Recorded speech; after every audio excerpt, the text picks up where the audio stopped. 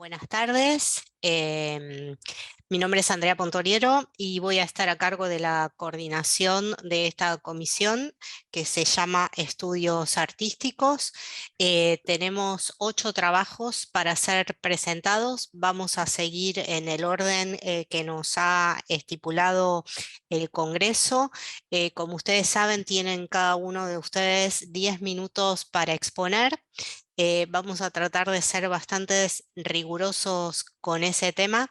Entonces, les propongo que para que ustedes estén tranquilos con el manejo de los tiempos, que yo me voy a borrar la cámara, me voy a salir cuando ustedes están exponiendo y cuando falta un minuto para que se les acabe el tiempo, voy a nuevamente aparecer en cámara. Entonces, para que ustedes sepan cuando me ven de vuelta que ya tienen que ir redondeando. Si les parece, nos vamos a manejar de esa manera.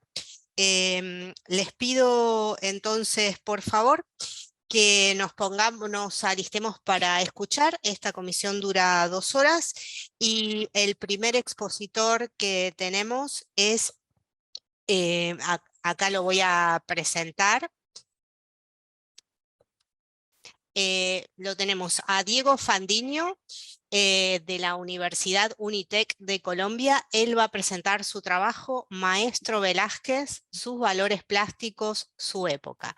Así que Diego, bienvenido y acá están tus 10 minutos, cuando quieras.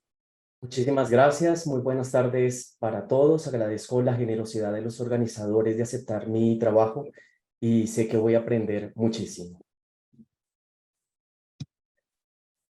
El siguiente texto relata los aportes plásticos que dejó la obra del maestro español y muestra cómo la figura del artista barroco, sus modos y modas, replicaron las conductas dominantes e influenciaron la producción de otros creativos en el mundo de la imagen. Velázquez detuvo un instante en el tiempo mucho antes que la fotografía. Si se pregunta a los grandes pintores de los últimos 2 siglos quién es el mejor retratista de la historia, la respuesta será Velázquez. Los fundadores del impresionismo en el París del siglo XIX admirarían al español por encima de todos los pintores del pasado. Fue un artista que transformó la imagen de la corte española del siglo XVII y renovó el retrato con una idea desconocida hasta entonces. Nació en Sevilla en 1599. A los 11 años fue aprendiz de Francisco Pacheco, aprendiendo el oficio de pintor durante 6 años. Se hizo esposo de la bella Juana Pacheco, la hija del maestro, a quien se le atribuye mucho de lo realizado en el taller del artista, una pareja de pintores. El año vivido en Roma generó algunos de los mayores logros en el retrato. El más reconocido fue Juan de Pareja. Es un retrato ennoblecedor, es como un Otelo moderno. Lo esencial del cuadro es cómo fue pintado, solo con 3 tonos distintos: azul de Prusia, pardo de Van Dyck y blanco de plomo. Con ellos logra conseguir una sinfonía de colores. La acogida a esta obra fue muy calurosa. Se mostró en una exposición en el Pantón de Roma en 1650. Con esta pintura se le permitió entrar a la Academia de Italia. El artista demostró que el cerebro humano está configurado para reconocer patrones. Según Palomino, biógrafo de Velázquez, alguien dijo que las demás obras que competían en la muestra eran simples pinturas. Esta era la verdad. Nosotros podemos seguir admirándola en el siglo XXI, pero lo extraordinario es que para Velázquez solo era un bosquejo. La obra maestra estaba por llegar. Al confiar un espejo al pequeño humor de su cuadro, Velázquez no se limita a proporcionar un accesorio a la belleza de Venus. Aquí la escena de una enamorada mamá con su hijo que lleva consigo su retrato, su cara. Se dice que la modelo fue la última novia del artista y el pequeño su hijo. Esta obra se remite a Jan van Eyck, del que las colecciones reales españolas poseían, el matrimonio Arnolfín, célebre por la representación de un espejo abombado de un increíble realismo. Admitir que no se puede ver todo. La Venus en el espejo. La modelo sabe que es hermosa, es una joya y sabe que la miramos. Así que nos muestra la espalda. Esta Venus no ofenderá la vista ni la moral. No, no veremos más. Bueno, hoy no. Velázquez nos somete y nos aparta en el mismo momento. Una decisión muy acertada, ya que España no bromea con la decencia y el muy católico reino desconfía de las frivolidades paganas. A sus pies, Cupido le sirve como paje, comentaba Arbegal en el 2006. A su regreso a Madrid todo había cambiado en la Casa Real. El rey se había vuelto a casar con su sobrina de 14 años, 2 personajes en torno a los cuales giraba gran parte de la política europea. En sus últimos 11 años, la monarquía española entra en quiebra. Al mismo tiempo, España está en guerra con Francia, Inglaterra y Portugal, que quieren independizarse. Este cambio de género trae cambios respecto del color. La paleta del artista se hace mucho más variada, más densa, quizás porque en esta época el mundo textil invade la superficie del lienzo, a través no solo de los complicados trajes de reinas e infantas, sino también de las cortinas, que tienen un protagonismo cada vez mayor. El juego de tapar y destapar. La cortina es el distintivo paradigmático de una obra maestra, una invitación a mirar de cerca la escena. Rembrandt, el pintor de la luz con mayor valor de Holanda, nos lo enseñó. Por supuesto, es imposible no fijarse en el Museo de Arte Histórico de Viena en las diversas tonalidades de rojo, de la rica alfombra persa, el terciopelo de la silla, la cortina, las mangas y las rosadas mejillas del niño en la tapicería pintada en el cuadro Príncipe Felipe Próspero de España. No hay nada más aparatoso en el estilo de Velázquez, nada más que las modas del barroco. Al pintar la cortina, se declara a sí mismo al cuadro como una obra maestra. No hay nada más barroco, más teatral que un guardainfante, un artilugio, una falda que provoca sorpresa cuando se ve. Velázquez y el guardainfante van de la mano. El artista, a través de su pintura, ha difundido este accesorio atípico de la moda española. Ir a la moda era ir a la moda cortesana. Por mucho tiempo que lleve este vestido, jamás podré acostumbrarme a estas prendas. Las españolas van excesivamente pintadas. Jamás he visto a cangrejos cocidos de tan exquisito color. Cierro comillas. Comenta la condesa de Arnois en su correspondencia. En el siglo XVII se consideraba que una mujer era bella cuando tenía la piel más blanca que la nieve, las cejas como el ébano, las mejillas como de rosa, los labios como de coral y la garganta como de alabastrón pequeña. El aire es el nuevo protagonista de su pintura. Diego aprende a dibujar en perspectiva, domina la técnica para la recreación del espacio y sabe que este es un elemento clave en todo tipo de representaciones: el color, la composición y el signo. Las Damas de Honor, mejor conocida como Las Meninas, una monumental y magnífica pintura con grandes personajes cortesanos que parecen ídolos. Es la pintura más impresionante del barroco.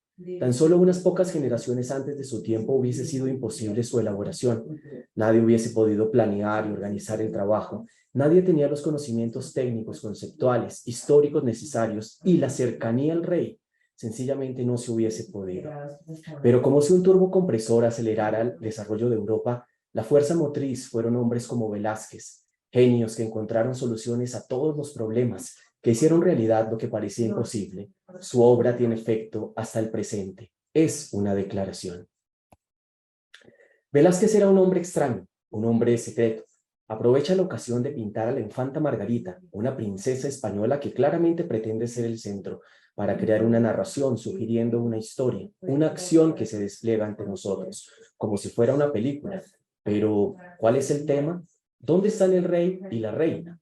Los ojos de Europa están puestos en esta familia. El maestro alienta ese reclamo de imágenes. Y la energía creativa del artista, su talento, no dieron muestra de cansancio. A los 57 años pintó el cuadro más importante, asombroso y estimulante de toda su carrera. Un enorme lienzo, más de 3 metros de altura. Los personajes casi son de tamaño natural. Es un reflejo y una refracción que convierte al cuadro de algo ficticio por indescifrable. Le da la vuelta a la pintura. Es un misterio pictórico. Esto convierte al cuadro en un retrato real, perspicaz y fresco. Mostrar al pintor y a los súbditos en la misma imagen, algo sin antecedentes en la historia de la pintura.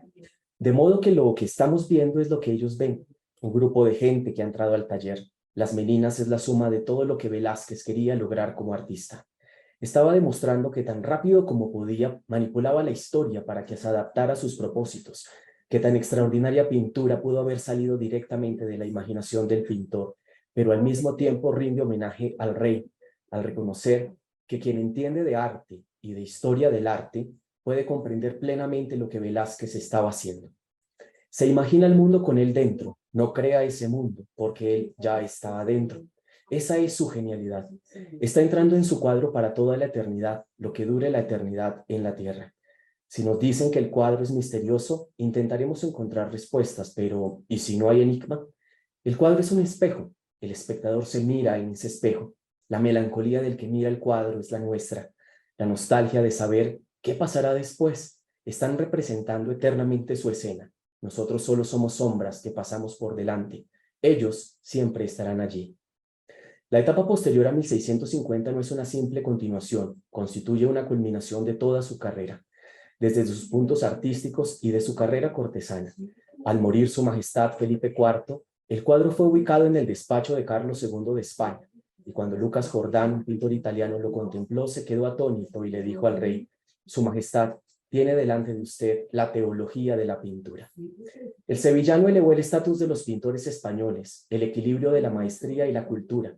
El humanismo florentino del siglo XV había permitido modificar esa concepción medieval en Italia, al lograr que se admitiera que el pintor también era un intelectual. La pintura es cosa mental. La pintura es una cosa mental, había escrito Leonardo da Vinci. Con Velázquez, la pintura recibe por fin la consideración de arte en España. Velázquez murió a las 3 de la tarde en el Alcázar de Madrid el 6 de agosto de 1660 a los 61 años y fue enterrado como un caballero de la Orden de Santiago. 8 días después falleció su esposa Juana. Martínez del Mazo, Carreño de Miranda, Goya, Renoir, Monet, Bacon son algunos de los ejemplos de los creativos que han denominado al sevillano como Velázquez, pintor de pintores. Es todo. Gracias.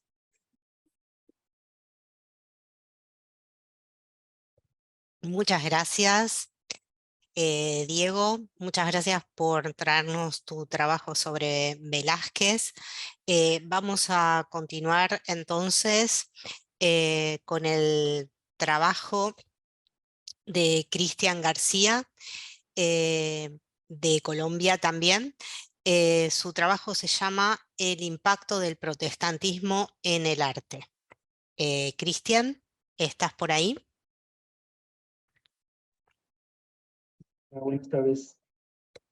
Perfecto. Cuando vos quieras.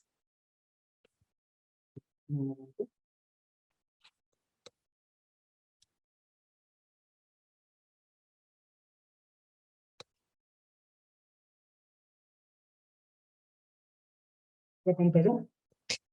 Todavía yo no lo veo. Ahí está, apareció y lo vemos bien.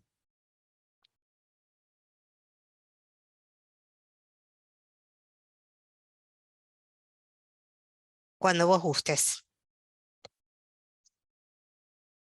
En el siglo XVI, en el ámbito religioso se veía una tradición proveniente del catolicismo, que estaba ampliamente extendido por el continente europeo. Pero este panorama sufrió un cambio significativo debido a la llegada de la Reforma Protestante, cuyo objetivo principal tenía que ver con una transformación de la práctica de la fe de esa época. La Reforma Protestante fue un movimiento religioso y social que tuvo origen en 1517, de la mano de personajes como el alemán Martín Lutero y Juan Calvino, y muchos otros que cuestionaron las prácticas de la Iglesia Católica Romana de ese tiempo, mostrando una perspectiva de la fe más orientada hacia la enseñanza contenida en las Escrituras. Esta transformación inevitablemente llegó a permear los campos del arte, pues en esta época la fe y la expresión artística poseían una relación bastante estrecha.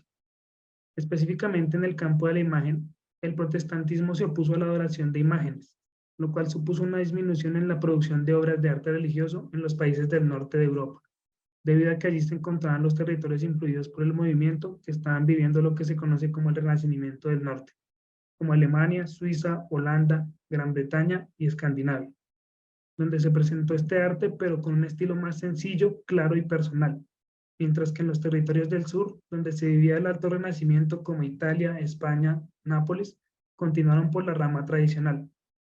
El arte protestante se centró en la representación de pasajes bíblicos o en hacer retratos de líderes reformistas, pero también sus artistas comenzaron a representar temas más seculares como los paisajes. Es así como, a pesar de que la producción de las imágenes religiosas disminuyó, este cambio social produjo también una renovación en este tipo de arte, pero también con un estilo más sobrio que se enfocaba en ser claro. Esto último es importante, pues la imagen mantuvo una de sus funciones primordiales: enseñar. En este punto es importante mencionar que del protestantismo surgieron dos ramas importantes: las iglesias evangélicas luteranas y las iglesias reformadas. Las primeras se basaban en las enseñanzas de Lutero, quien proponía un uso de imagen ilimitado de las imágenes sin descartarlo por completo, pues este decía también que son libros para el pueblo sencillo, lo que dio lugar en Alemania a la producción de algunos retablos luteranos, como la Última Cena del joven Cranach. En esos retablos podían encontrarse retratos de líderes reformistas representando a los apóstoles u otros protagonistas. Por otro lado, las iglesias luteranas veían en las imágenes una forma de recordar la vida de Jesucristo, la Virgen María y los santos, dándoles un lugar de veneración, pero creían que la oración pertenecía solamente a Dios. Por otro lado, las iglesias reformadas se guiaban por las enseñanzas de Calvino y Zwingli, pero estas se opusieron más radicalmente hacia las imágenes religiosas, considerando la mayoría de estas como idólatras, especialmente la escultura y las imágenes grandes, pero con excepción de los grabados e ilustraciones para libros, pues se consideraban más privados.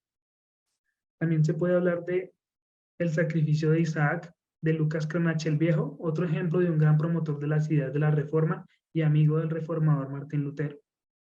Pero también es importante decir que la Reforma fomentó la creación de nuevas formas de arte como el grabado, que fue una técnica más fácil y menos costosa, lo que permitió producir un gran volumen de imágenes para difundir sus ideas en las congregaciones y educar a la gente común en las casas. Precisamente con la técnica del grabado se ilustraron libros, panfletos e imágenes devocionales para las casas. Para ejemplificar y profundizar en esta producción de grabados, encontramos las 95 tesis de Lutero realizadas por Cranach el Joven, obra que es una prueba clara de la relación entre la técnica y el movimiento. Pero una de las obras del grabado más importantes en este contexto, sin duda, son las ilustraciones de la Biblia de Lutero, que muestran historias y pasajes de las Escrituras y estaban diseñadas para que las personas comunes pudieran comprenderlas con facilidad. Con estas nuevas ideas, que veían la imagen religiosa de manera distinta, se presentó una caída del mecenazgo eclesiástico, lo que obligó a los artistas a cambiar la temática de sus obras, decantándose por la historia, el retrato, la pintura de género y los bodegones. Pero también, luego de una gran ola de iconoclastia en 1556, surgieron encargos de pinturas pequeñas con temáticas cristianas y moralizantes. Es importante mencionar que la edición en el arte religioso se enfatizó con el Concilio de Trento, que fue dando las directrices para un arte de contrarreforma católico. También se mantuvieron los encargos por parte de coleccionistas de arte protestante, sobre todo artistas como el maestro de la luz Rembrandt más adelante. Para continuar es necesario hablar de la contrarreforma, un movimiento que se dio a mitad del siglo XVI como respuesta de la Iglesia Católica a varias situaciones que se venían presentando dentro de ella, como la falta de feligreses, la crítica de algunos comportamientos del clero o la ignorancia de los sacerdotes. Unido a todo esto, la Reforma Protestante.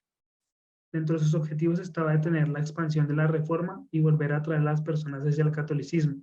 Incluso podemos decir que fue un contrarrenacimiento, pues se opuso también al racionalismo individual del Renacimiento y sus logros, buscando el regreso a un estado como el del medioevo. Se puede decir que en parte logró su cometido. Además, logró consolidar la religión tradicional en distintos lugares del mundo gracias a los trabajos misioneros que se realizaron, siendo los jesuitas una parte importante en esta tarea. Por ejemplo, en Asia, bajo el mando de Francisco Javier, pero también estuvieron involucrados en la expansión del romanismo entre los indígenas en América Latina y en la creación de escuelas y universidades que permitieron mantener la relevancia de la Iglesia Católica en la sociedad y más adelante establecerla como la tradición cristiana dominante. Es en este marco donde encontramos la tercera etapa en la historia de la Inquisición, la creación de nuevos colectivos o órdenes y también un impulso en la formación de sacerdotes y el ya mencionado Concilio de Trento. El Concilio de Trento, con el Papa Paulo III, fue un concilio donde la Iglesia Católica entró en una revisión de sí misma, buscando una renovación. Fue en su última sesión donde se discutió el tema de las imágenes. Es así como se promovió el uso del arte en todo su esplendor como recurso de la contrarreforma para atraer a las personas al mensaje católico. Pues ese era el objetivo, ofrecer una experiencia impactante a través de la técnica, a través del color, a través de la luz, las distintas formas de expresión. Estas directrices definieron el arte católico de la segunda mitad del siglo XVI y el siglo XVII, presentando imágenes con las partes más importantes de la pasión de Cristo, la Inmaculada Concepción, las experiencias de los santos y los sufrimientos de muchos que habían dado la vida por su fe. En este contexto encontramos a Carlos Borromeo, quien buscó aplicar estos principios a la arquitectura, pues en uno de sus libros llamado Instrucciones Fabricae et Subelectilis Ecclesiasticae de 1577, trata a detalle este problema respecto a la construcción de las iglesias.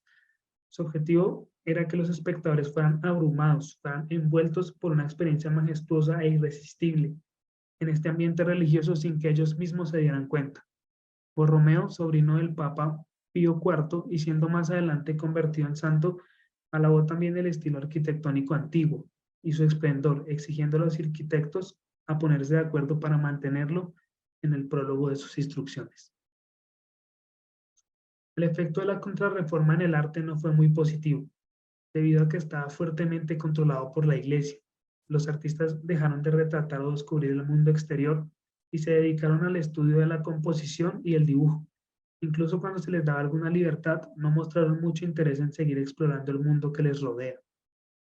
Es así como la escuela de pintura humanista, que estaba teniendo un auge, empezó a vivir un declive en Roma. Es interesante pensar que los devotos reformados, como se dijo, preferían la sencillez, por lo cual, como es de saber, no estaban de acuerdo con las ceremonias romanas recargadas de lujo, con los servicios religiosos pomposos, considerando esto como algo mundano y a lo que no se le debía dar mucha importancia. Por tanto, la idea del concilio de usar el arte como una poderosa arma para impactar los sentidos pudo ser una astuta decisión. Por otro lado, en este contexto, encontramos también a un pintor conocido como uno de los maestros del claroscuro, Rembrandt. Nacido en Leiden, Países Bajos, Rembrandt es conocido por muchos como el mayor pintor protestante de todos los tiempos. Un dato interesante es que su padre era miembro de la Iglesia Reformada Holandesa, mientras que su madre era católica. Comenzó siendo estudiante de arte en su ciudad natal, pero su momento dorado llegaría en 1629, cuando fue descubierto por la aristocracia y tuvo la oportunidad de pintar por encargo.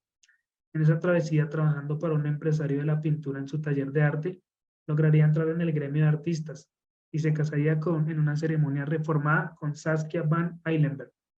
El pintor ahora era parte de la burguesía de la ciudad. Sin embargo, las preocupaciones comenzarían a llegar, pues el gusto por el lujo de Rembrandt le llevó a endeudarse en 1639 para tener una lujosa casa. También vivió la muerte de 2 de sus hijos, y aunque el tercero, Titus van Rijn, vivió, un año después su esposa también fallecería.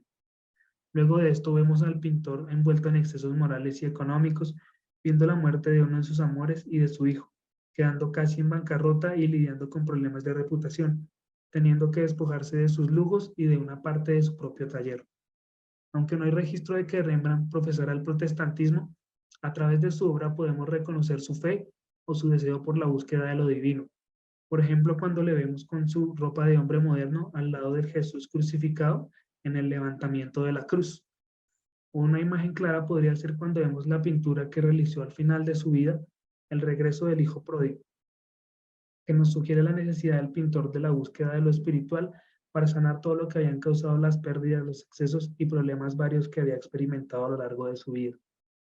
Es interesante que al menos una tercera parte de su obra trata temas bíblicos, pues en su época los artistas estaban más inclinados hacia la representación de bodegones o escenas de la vida cotidiana, en parte por la influencia del protestantismo en la sociedad, pues se pensaba que el arte no podía sentarse solo en la religión, pues Dios era Dios sobre toda la creación.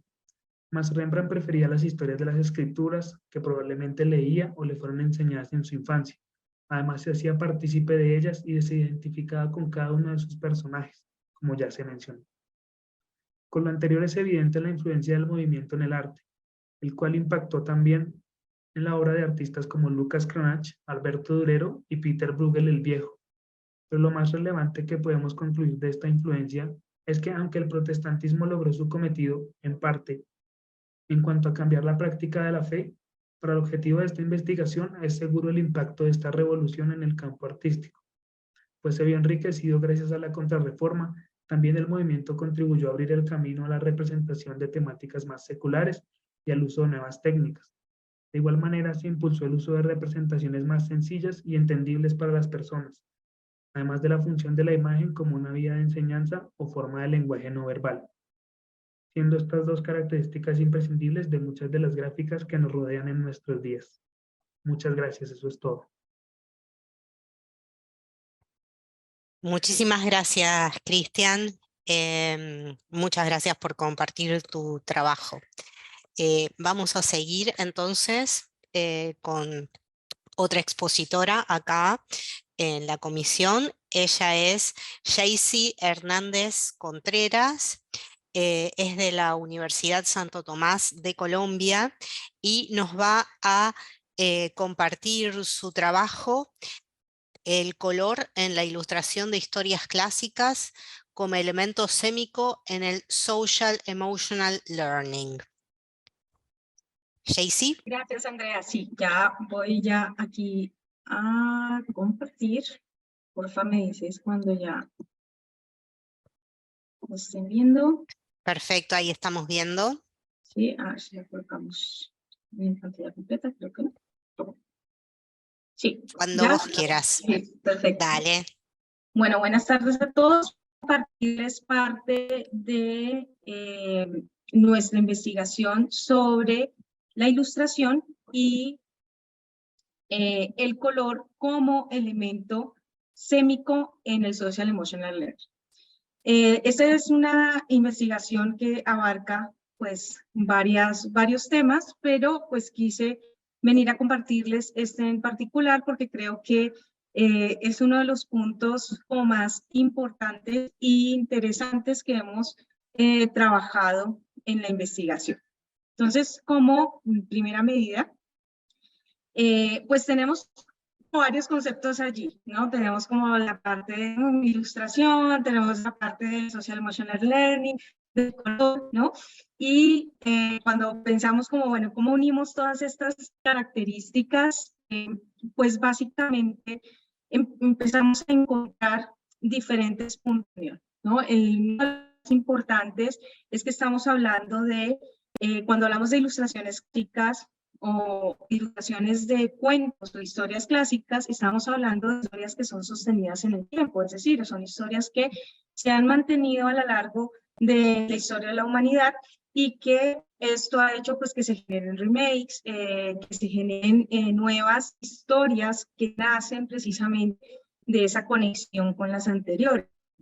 Este es un detalle muy importante porque pues esto no solamente genera una conexión con la historia anterior, sino que genera una conexión con la actualidad. O sea, es decir, unir ese legado que venimos de esa cultura visual que ya tiene sus años y tomamos elementos de allí, lo traemos a la actualidad y de ahí pues digamos que vamos expresando desde lo cultural distintas cosas. Entonces tenemos representaciones culturales y sociales que se hacen a través del color, la cultura y el propio concepto de sociedad. Es decir, por ejemplo, y les traje un ejemplo muy específico que es el de Blancanieves, ¿no? Que todos tenemos como un imaginario de Blancanieves, donde decimos a piel blanca, labios rojos y cabello negro. Entonces decimos que estas son unas características muy específicas de ese personaje que pues hace que nosotros lo reconozcamos a través del tiempo. Este elemento lo asociamos con ese personaje y que además, digamos que dependiendo del punto de vista cultural, lo podamos transformar, ¿no? Este es el caso de la imagen que les estoy compartiendo, que es una versión de Blancanieves, donde pues se conservan las tonalidades, pero no en el orden que nosotros las tenemos aprendidas, digámoslo así, ¿no?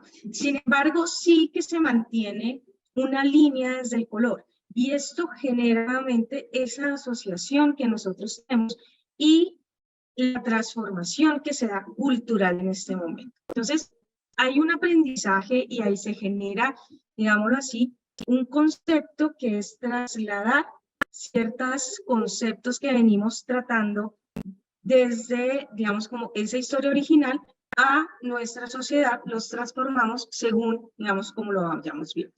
Aquí hay algo muy importante y es que ese concepto de transformación es muy ambiguo, ¿sí? Porque cuando decimos transformar, realmente no estamos transformando los colores, no estamos diciendo, ahora yo voy a cambiar el rojo y no va a existir el rojo en Blancanieves, sino va a existir el amarillo, sino que los seguimos conservando y ese color sigue conservando esa relación simbólica y social que se venía trayendo desde el principio. Entonces, pues digamos que una asociación cultural, como puede ser, es que el rojo, pues, no sé, nos traslada a peligro, ¿no? Cuidado, o algo va a pasar con un sentimiento, con un acercamiento sexual en esa historia, ¿no? ¿Por qué? Pues porque el rojo trae ese mensaje y por lo tanto lo estamos transmitiendo de manera inconsciente o consciente a esa nueva historia que estamos generando, ¿no? Es lo que pasa, digamos, con esta imagen o esta versión que estamos viendo.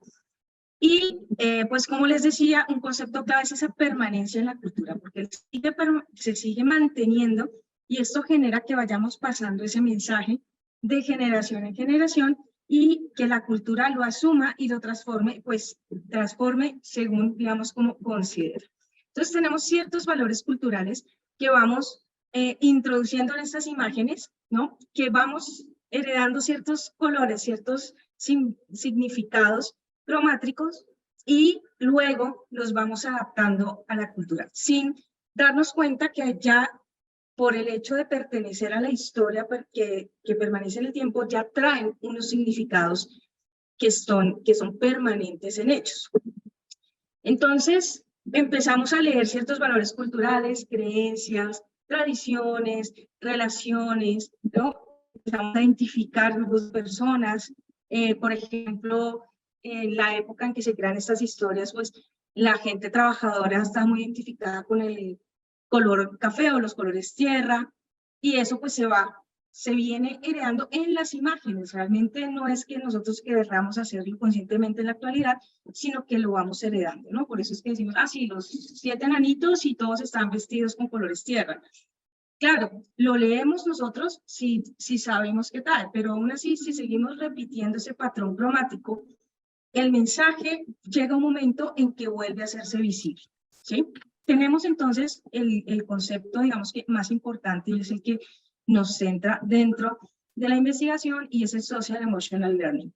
¿Desde qué perspectiva, digamos, se toma? ¿No? Sabemos que está muy relacionado con el aprendizaje de los niños, sabemos que está muy, digamos que muy asociado con precisamente ese acercamiento a ese punto social, y desde esta perspectiva lo tomamos como esa percepción de intangibles, ¿no? O sea, realmente la mayoría de estas ilustraciones vienen heredadas, por lo tanto, no es que seamos conscientes realmente de todo el mensaje y la carga que está generando en las nuevas ilustraciones.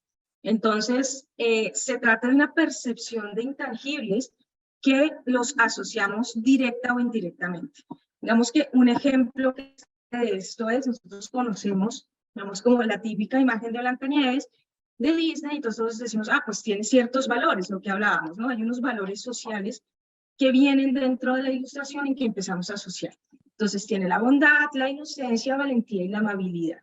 Estos valores los empezamos a relacionar con el color. Entonces cuando nosotros vemos este tipo de imágenes, decimos, uy, aquí algo pasa, ¿no? Porque todos los valores anteriores nos asociaban a un final feliz. Y decimos, ah, claro, pues porque es bondadosa, es inocente, tiene valentía y amabilidad, pues va a tener un final feliz, ¿no?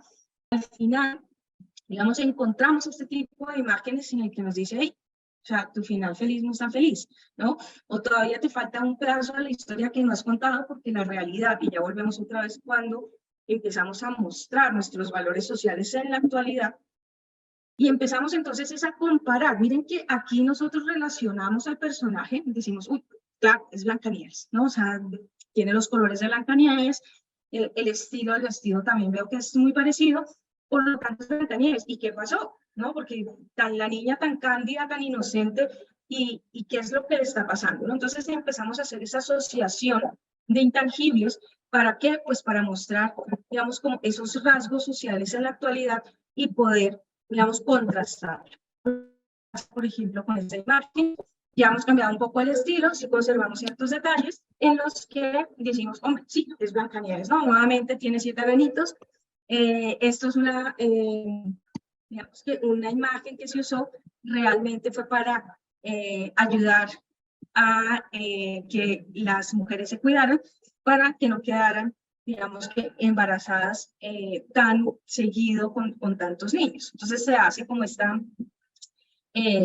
campaña. Entonces miren que digamos que son dos ejemplos precisamente de vamos a, con eso que ustedes ya traen, con ese aprendizaje, con esa asociación que ustedes ya tienen sobre estos colores, lo que significan para ustedes dentro de estas imágenes, es necesario que se compare, ¿no?, con lo que sucede en la realidad. Entonces vuelven y se muestran esos dos mundos en los que tenemos la conexión de intangibles por medio de los colores para generar, ¿no?, un mensaje o un aprendizaje social.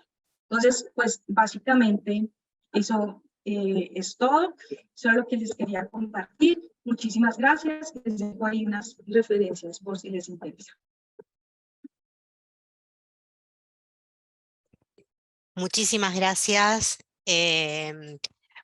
Muchas gracias por exponer tu trabajo, gracias por las referencias también. Muy interesante lo que planteas. Vamos a seguir con el próximo trabajo. En este caso va a estar, es un trabajo de, seguramente voy a pronunciar mal el nombre, por favor corregime. El trabajo es de Xin Hu. Ella es de la Faculty of Innovation and Design, City University of Macau, China, y su trabajo es Research on Virtual Museum Narrative Based on Point of Interest Guidance. Sue, ¿estás por ahí? Are you there? Hi, I'm here. Thank you, Professor. Well, como es obvio, este trabajo va a ser expuesto en inglés. As you can see, this work is going to be exposed in English. So, Xin, when you want, I don't know if I pronounced your name well or not. Please correct me if I didn't. Okay. I can start my screen. Okay. Okay, Well, thank you. when you want, you may proceed. Okay.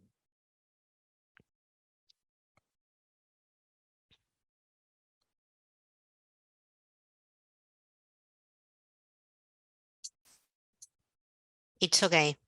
We see it. It's okay. I'm so glad to join the conference. Thank you very much. My presentation is research on virtual museum narration guided by points of interest, taking Chinese history museum as an example. The narrative of traditional museums is centered on the cultural relics, while the narrative of modern virtual museums is centered on audience. Since audience have the freedom to distribute,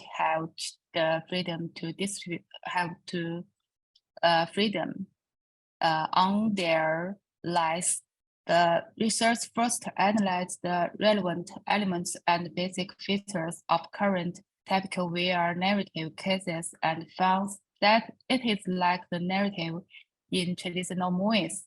There are many similarities in the way, but there is a closer interactive relationship between the storytelling in the virtual world and the audience. The set of audience in the three-dimensional space is not restricted. How to attract the audience attention to the attributes is particularly important in the interaction design according to the theory of VR narrative. This research conducts empirical research on the actual VR narrative cases in China through linear narrative and non-linear narrative. The conclusion of the research has certain electing significance for the exhibition design of virtual museum. My presentation is divided into 3 parts. The first part, I will introduce some representative VR exhibitions. The second part is a practical case with certain application value. The third part is about the narrative method of the virtual museum, and we know the virtual space is more accessible and the path is uncertain than the real space. The first part, VR exhibition application cases. The core value of the museum is relics, but the virtual museum is centered on audience. The exhibition form is presenting typical cross-media narrative features, advances in the technology and demand for museums. We understand the storytelling method of VR from the following cases. We can look at the figure on the left. This is the VR exhibition at the Wumeng Gate of Forbidden City in China. The audience can wear VR to see the cultural relics and touch it through the handle pad. The middle figure is about the racial formatted users VR to restore cultural relics remotely. The last figure is Taipei Ximen Exhibition Hall uses VR to receive the audience visiting pass. In the above three cases, we have seen that different regions have chosen VR as a more suitable method according to need of the different exhibition. Through more cases, I found that the current from VR exhibitions is mainly based on video playback. Many reasons for this situation, including funding, time, technology, and other issues. We can see from the figure on the left that VR exhibitions are included in museum exhibitions, which means that VR exhibitions generally appear as a supplement to traditional exhibitions. I think this is one important reason mentioned earlier, but in fact, VR has a lot of space for exhibition. We can watch the part from the figure on the right. VR has many functions that can be combined with the exhibitions to improve the audience immersive experience. The difference between old and new methodology is mainly that the new methodology is audience-centered, which accelerate the widespread application of 5G networks and provides feasible conditions for VR exhibitions. The first one is a traditional museum.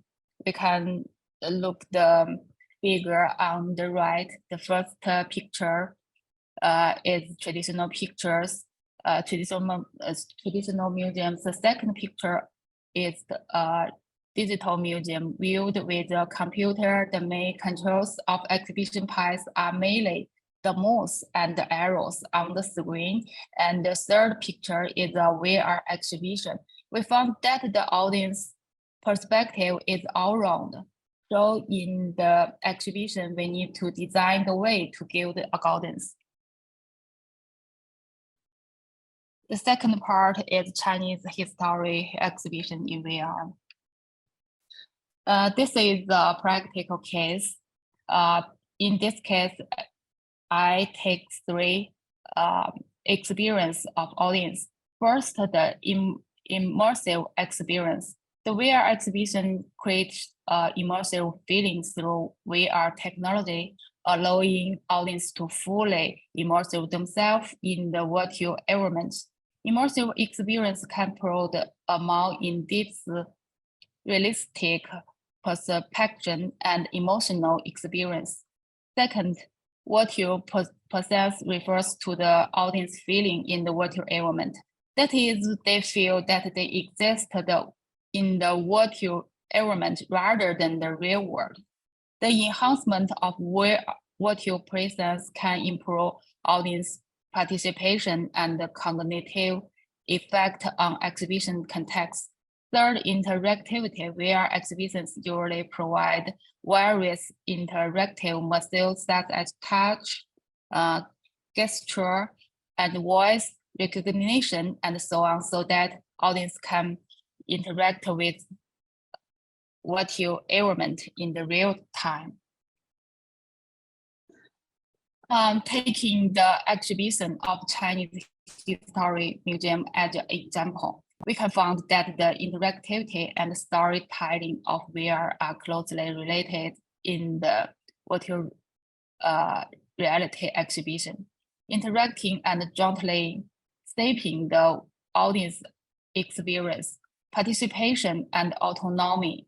Interactivity provides audience with a higher degree of participation and autonomy.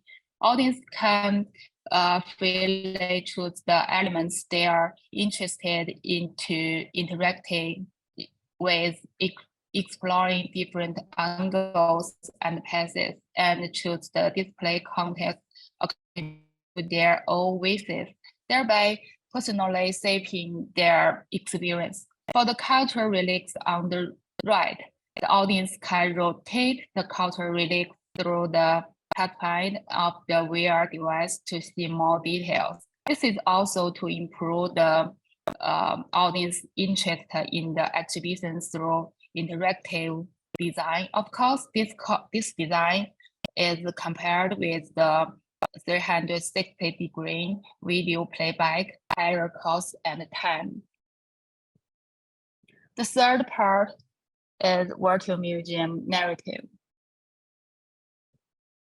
The figure on the left is the portal of the VR museum, where you can choose the exhibition hall according to your interest, and the one on the right in the interface to enter the exhibition hall. This is a sample, a demo of a VR museum, not comprehensive. The community of the points of interest contact mainly through big data gives the audience to continue to go deeper into the exhibition hall. On one hand, interpretation like traditional movies provides audience with a fixed narrative structure, and on the other hand, allow audience to freely distribute and explore their sides. There are many similarities with the diversification of VR narratives. For example, used as VR narrative. So this is my presentation. Thank you for watching. Thank you. Thank you for sharing your work with us. Bueno, muchísimas gracias por compartir tu trabajo con nosotros. Vamos a continuar entonces con el próximo expositor. Vamos a pasar al trabajo de Alex Martín, de la Corporación Universitaria Unitec de Colombia, que nos va a presentar su trabajo La herida femenina en el arte barroco neogranadino. Andrea, te agradezco muchísimo. Muy buenas tardes para todos, para Palermo. Agradezco profundamente la oportunidad de poder compartir con ustedes la investigación que estamos realizando en la Universidad Unitec. Digamos que se creó un entorno de reflexión a partir de la violencia de género. Quiero resaltar y hacer una connotación muy principal que esta investigación que yo estoy elaborando no connota y no acoge a ningún tipo de ideología de género, ni a ningún sentimiento misándrico, misógino, nada de eso. Simplemente es una reflexión pictórica, es un discurso pictórico que lo único que quiere coger es como reflexionar acontecimientos y asesinatos de carácter misógino como la tipificación en Sudamérica y específicamente Colombia, lo que se llama feminicidio. Entonces, digamos que feminicidio y arte barroco, digamos que esto puede sonar un poco anacrónico, hablar de temas barrocos con el feminicidio, pero digamos que a continuación la agenda que yo les tengo presentado es como poder acojo y a través de métodos y a través de conceptos metodológicos puedo llegar a este concepto de lo que es el martirio, que específicamente en el barroco fue desarrollado muchísimo más dentro de todas sus expresiones pictóricas. Allí lo que quiero denotar específicamente es compartirles a ustedes cuál sería el objetivo principal. Yo soy docente de expresión gráfica en ilustración. Digamos que lo que se quiere llevar con esta obra en creación es poder realizar específicamente lo que es una narrativa visual, que todo recaiga desde la interpretación de las heridas que se gestan específicamente dentro del barroco y cómo poderlas interpretar metafóricamente y analógicamente dentro de nuestro contexto actual.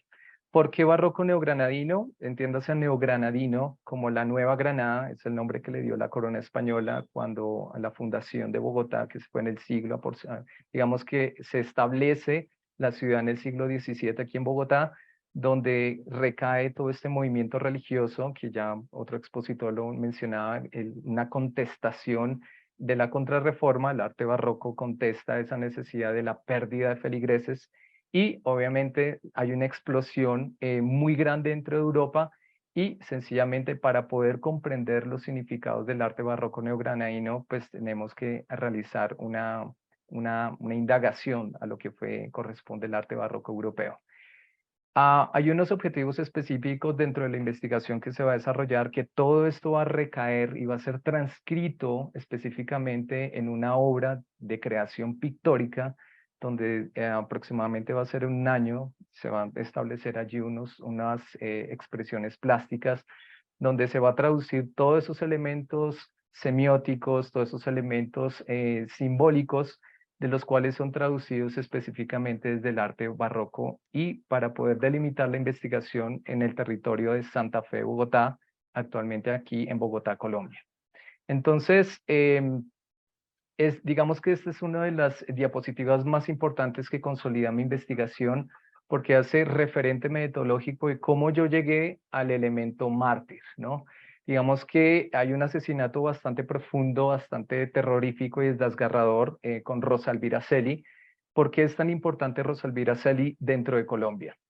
Ella fue brutalmente asesinada, empalada en uno de los parques centrales de la ciudad de Bogotá, donde aclamaban movimientos feministas demasiado en todo su furor, porque digamos que Bogotá desafortunadamente cada día se presentan muchísimo más asesinatos de carácter misógino, y digamos que aquí con la muerte de Rosa Elvira culminó y desató absolutamente toda una revolución dentro de los grupos feministas.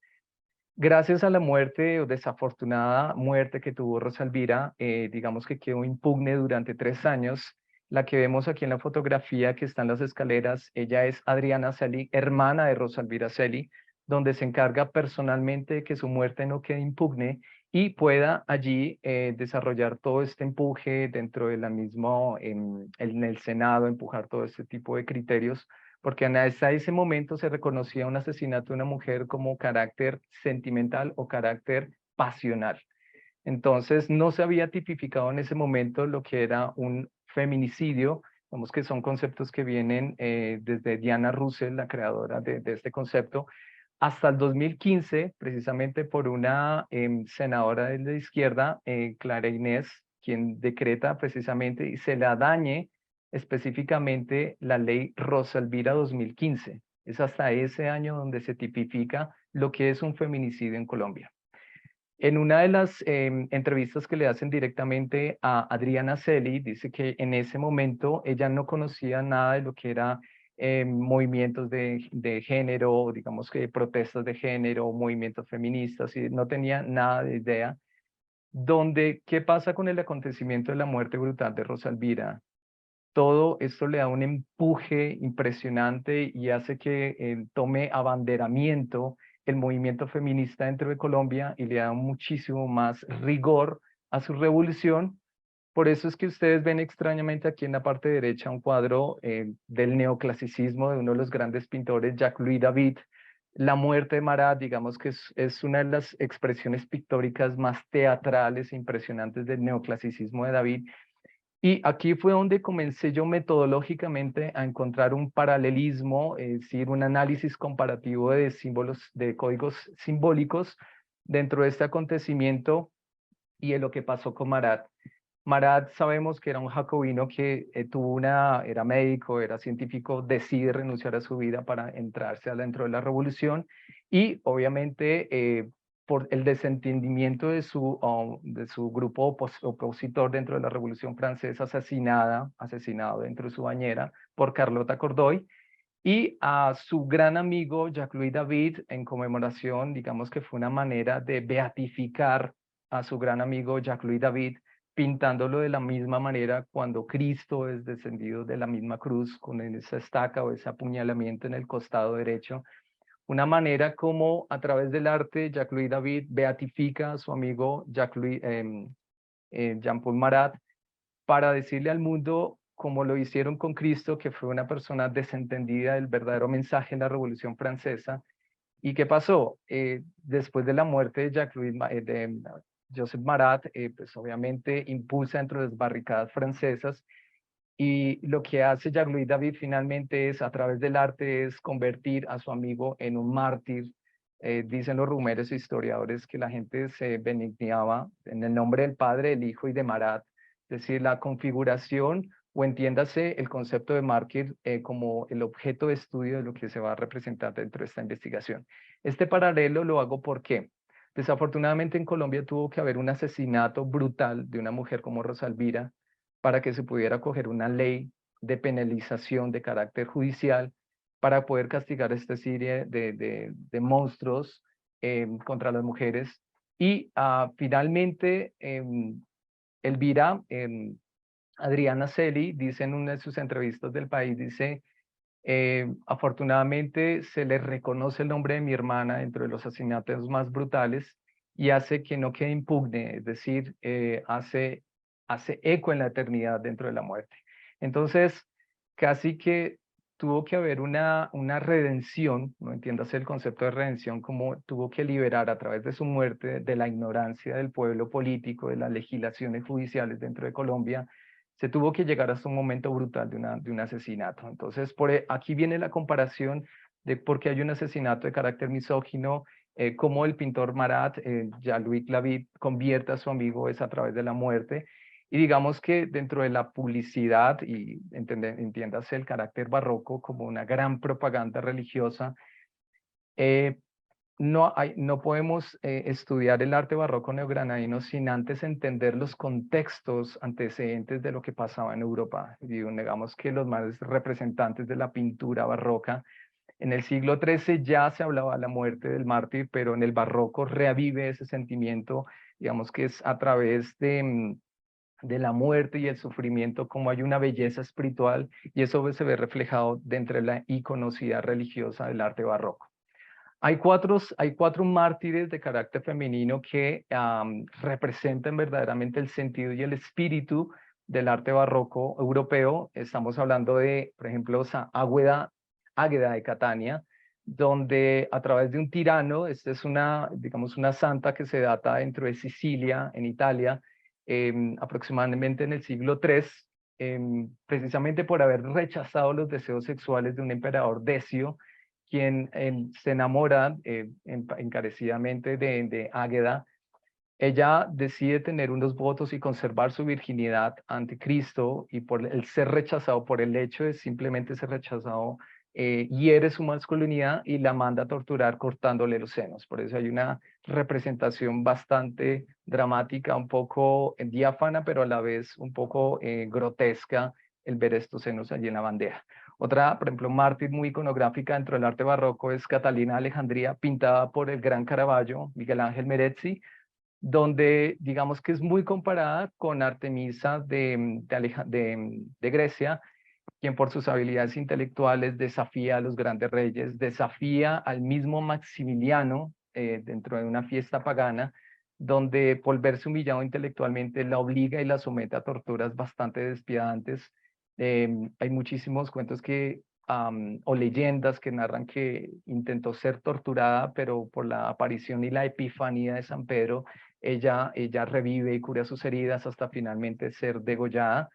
Que este cuadro es supremamente clave dentro del arte barroco neogranadino porque se repite dentro de la arquidiócesis de Bogotá y se ve reflejado por un pintor bastante importante aquí en la ciudad de Bogotá, que ya más adelante los compartiré.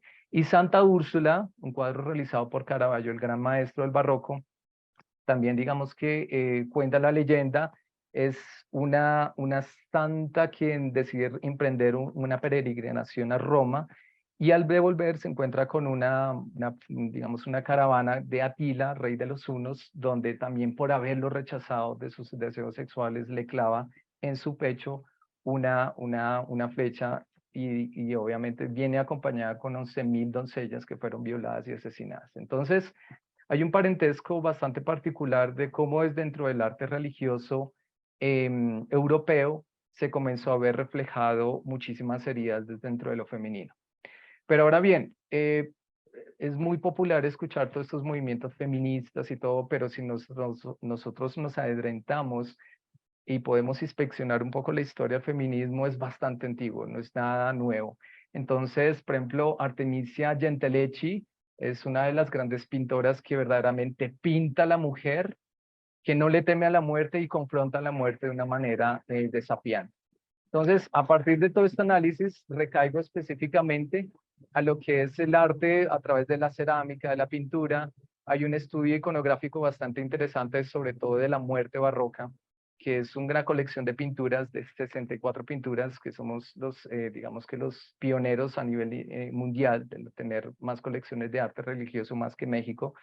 Y digamos que hay una rica iconografía religiosa allí donde va obviamente a nutrir mi investigación profundamente. Y digamos que todo ese dolor que se ve reflejado allí, ser mujer en el siglo XVII era profundamente fuerte, ¿no? Una mujer que fuera viuda, una mujer que fuera divorciada, no tenía ninguna otra opción que congregarse a un monasterio. Digamos que la presencia de lo patriarcal, la presencia del hombre y una mujer era tan importante que si no tenías que renunciar a una serie de vanidades del mundo y entregarte ante una vida monacal. Entonces, digamos que uno entró en mis investigaciones y recorridos de trabajo de campo. Hay una gran investigación, por ejemplo, de estas colecciones de las Beatas muertas de Victorino García Romero, que es un gran pintor bogotano, donde hay unas connotaciones y hay unas simbologías muy importantes en el estudio de las rosas, de los camafeos. Por ejemplo, él denotaba la rosa como, por ejemplo, significaba la mortificación, el jazmín, por ejemplo, significaba la sencillez, el clavel significaba la obediencia y el lirio la castidad. Y obviamente, ya para finalizar, la investigación, que todo va a recaer en una obra de creación. Específicamente le voy a dar una mirada contemporánea y lo voy a coger específicamente es a través del lowbrow art. Para muchos son bastante desconocidos y el lowbrow art nace en los 70s en California. Uno de los mayores representantes es Robert Williams y mayor pintor es Mac Ryan, llamado el Gran Bosco del siglo XXI, quien a mí me garantiza, me abre unas puertas pictóricas y de narrativa gráfica bastante interesantes, puesto que es una propuesta nueva del kitsch. Y por ello, a través de ello, voy a hacer una serie de pinturas que van a recaer todas desde la interpretación iconográfica, hacer ese paralelismo como dentro de el arte religioso bogotano neogranadino se vio reflejado y se fueron construyendo lenguajes de heridas y lenguajes. Saben que los lenguajes construyen realidades, ¿no? Entonces, me interesa muchísimo verlo desde una mirada contemporánea. No me interesa pintar como Caravaggio, como Gentileschi, sino verlo desde una mirada contemporánea y un poco más acorde a Antro. Entonces, para cerrar ya mi ponencia, quería pues, resaltar un aforismo de Aristóteles: la representación es una manera subjetiva de conocer la realidad. Bueno, ¿por qué esta investigación tan visceral y tan dramática, ¿no? de las muertes? Bueno, Aristóteles decía que el arte no solamente está hecho para hacer cosas bellas, ¿no? Sino para crear contextos culturales y para crear interpretaciones de la realidad desde la sensibilidad estética del artista. Muchísimas gracias. Y bueno, es difícil poder compartir una investigación de mucho tiempo en tan poco tiempo, pero bueno, muchísimas gracias. Muchas gracias, Alex. Muy interesante tu línea de investigación. Gracias. Muy interesante todas las relaciones que hiciste. Vamos a continuar entonces con el trabajo de... estaba en el orden Bayardo Murcia, pero tiene unos problemas técnicos, así que lo consulté en el grupo y estamos de acuerdo en que lo vamos a dejar para el final. Así que vamos a escuchar ahora el trabajo de dos autores, Miguel Ángel Nigro y Alicia Vera, que son de la Universidad Nacional del Arte de Argentina, y su trabajo se llama Conclusiones parciales para el desarrollo de un modelo aplicativo entre los sistemas de producción y la escenografía teatral. Miguel Ángel, Alicia, si están por ahí. Sí, listo, están listos para empezar. Bueno, muchas gracias. Es de ustedes, cuando quieran. Sí, buenas tardes. Bueno, mi nombre es Miguel Nigro y queremos agradecer también con Alicia la oportunidad que nos dan de difundir nuestro trabajo de investigación con una ponencia titulada Conclusiones parciales para el desarrollo de un modelo aplicativo entre los sistemas de producción y la escenografía teatral.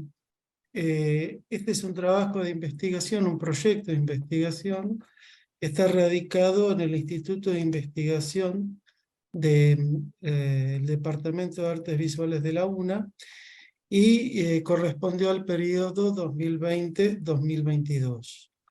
Junto con Alicia tenemos el rol de directores y el equipo de trabajo lo compone Gabriela Ciacia, Florencia Tutusaus, Luciana Viñas y Camila Chicone.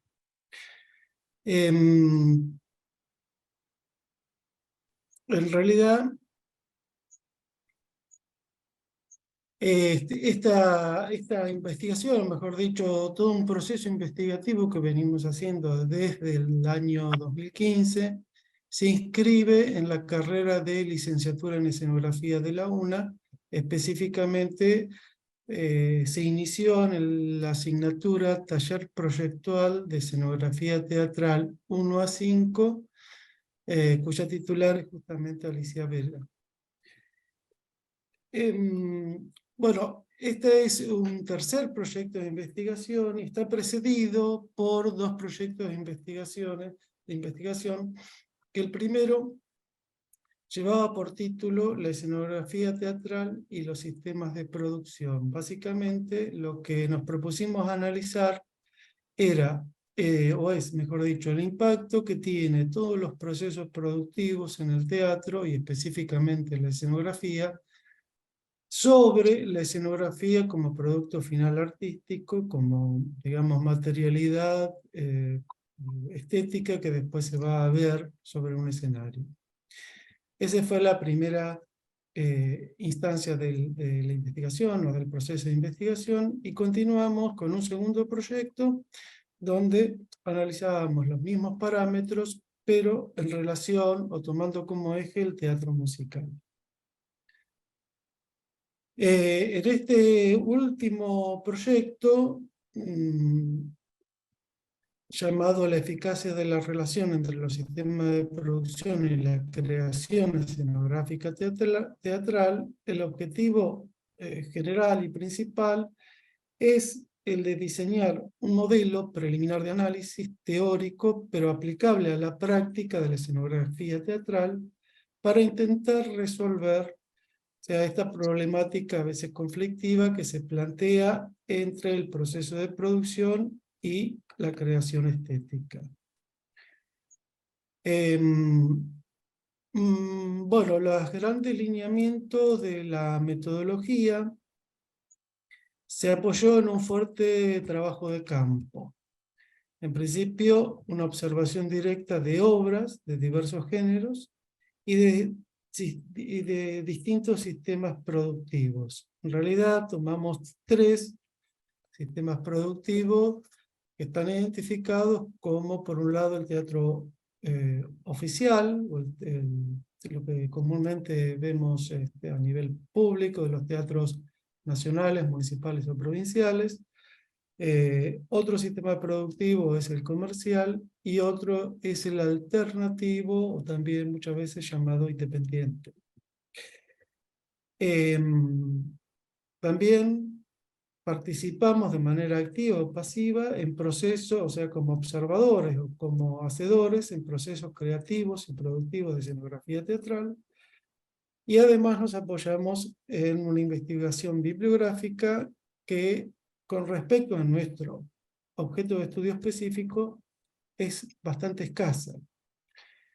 Y a partir de ahí desprendimos las actividades.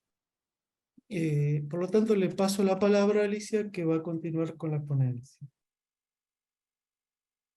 Las actividades que desarrollamos fue la búsqueda y análisis de bibliografía, como por ejemplo el libro de Marisa de León, Producción de espectáculos escénicos.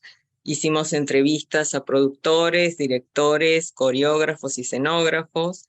También el relevamiento de espacios escénicos, el análisis de representaciones teatrales y reuniones regulares con todos los integrantes del equipo. Ahora lo que vamos a ver es una ficha que diseñamos para hacer el relevamiento de los espacios escénicos, donde además de volcar la medida que tenía el escenario, los diferentes escenarios, también relevamos los costados del escenario, o sea, los hombros, los espacios de guardado, la planta de luces, como estamos viendo, la capacidad de la sala, la medida de las puertas, si esa obra compartía el espacio escénico con otra y cuántas funciones semanales había por obra. Ahora vamos a ver un ejemplo de análisis de obras que nosotros hicimos. Por ejemplo, estamos viendo El violinista en el tejado y la obra Tommy, que pertenecen al sistema comercial, y Divina Amore y Norma, que pertenecen al sistema oficial, y todas fueron en el año 2018, estuvieron en cartelera en el año 2018. Aquí vamos a ver la ficha que confeccionamos para el análisis de espectáculos. Lo primero que hicimos fue volcar la ficha técnica que aparecía en el programa de mano, y después analizamos dos aspectos, los aspectos estéticos y los aspectos productivos, haciendo una pequeña descripción y marcando los aportes, las fortalezas y debilidades en cada uno de ellos. A su vez, ideamos una ficha para hacer las entrevistas a los profesionales de los diferentes rubros, en donde preguntamos, por ejemplo, cómo eran convocados para ese trabajo, con quién tenían la primera reunión, qué los decidía a aceptar ese trabajo, cuáles eran las dificultades que aparecían profesionalmente, y al finalizar la entrevista les sugeríamos que nos dieran un aporte o una reflexión sobre el tema que nosotros veníamos y estamos trabajando. Las actividades actuales consisten en el orden y el procesamiento de la información y de la documentación generada, hacer un desglose y clasificación del contenido de las entrevistas de los diferentes profesionales de las artes escénicas, hacer una identificación de la visión de cada profesional a partir de su expertise, y la participación en congresos, en jornadas y encuentros de investigadores.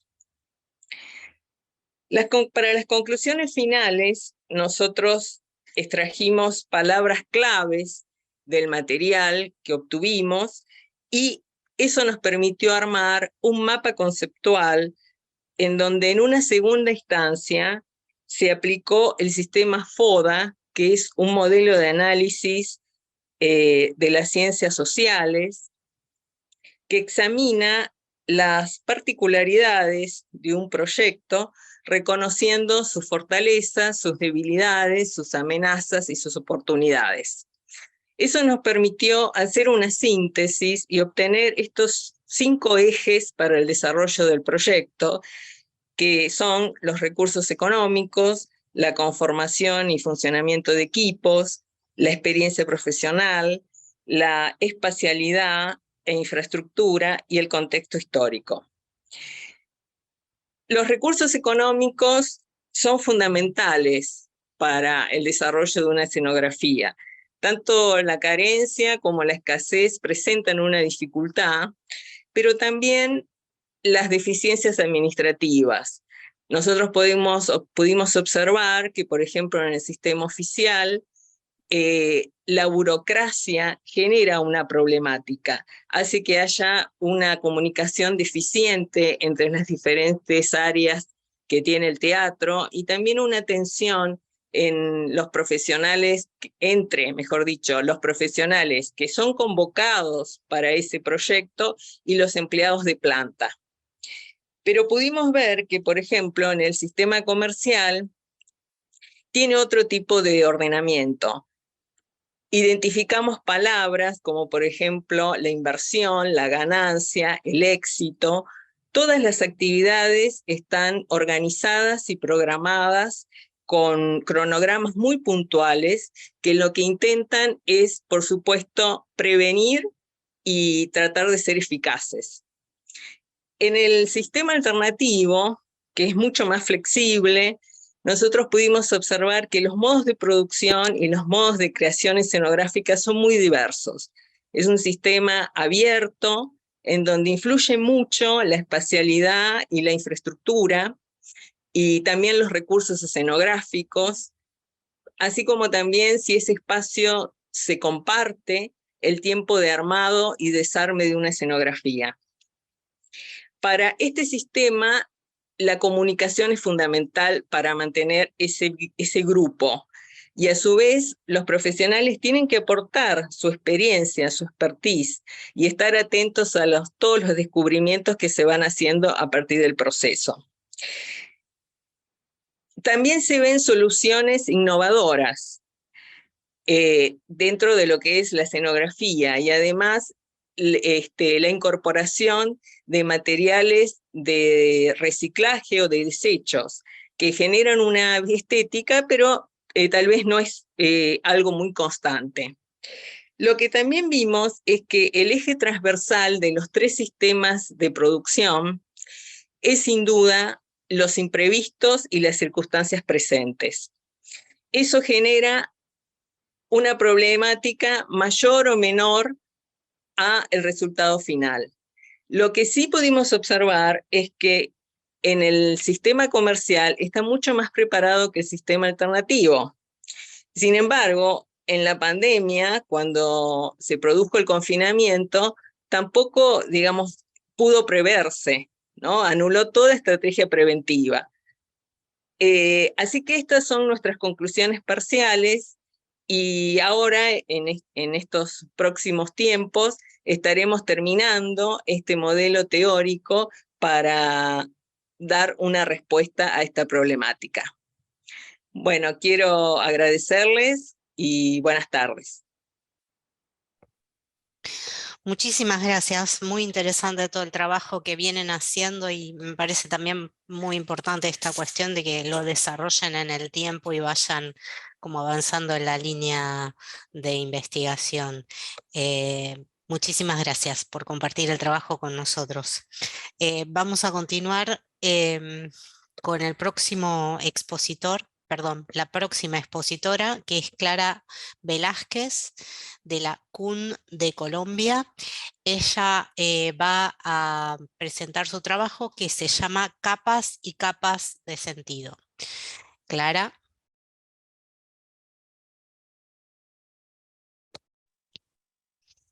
Vemos perfectamente tu presentación, Clara. Muchas gracias.